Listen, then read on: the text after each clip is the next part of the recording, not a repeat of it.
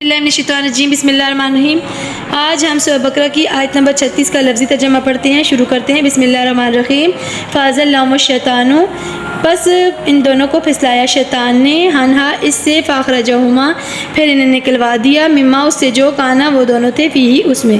وَقُلْنَا اور کہا ہم نے، اہبطوا تم اتر جاؤ، بعضکم بعض تم میں سے، لبعض بعض کے لیے، عدو دشمن ہے، وَلَکُمْ اور تمہارے لیے، فی الارض زمین میں، مستقر ٹھکانہ ہے، ومتاع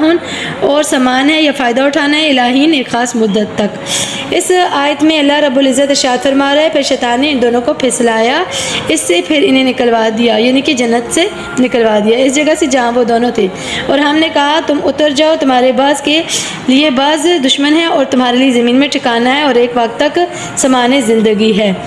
اس آیت ربانی میں شیطان نے پھر کیا کیا کہ پہلا حکم اللہ تعالیٰ کا کہ سجدہ کرو، اس نے سجدے سے انکاری کی، وہاں پر اس نے نافرمانی کی، اور دوسرا پھر اللہ رب العزت نے ان سے کہا کہ اس درخت کے پاس نہیں جانا، شیطان نے ان کو بہکایا اور درخت کے قریب لے گیا اور دوسری اللہ تعالیٰ کے حکم کی نافرمانی کی۔ اللہ تعالیٰ ہمیں شیطان کے ہتھ کنڈوں سے بچائے، آمین۔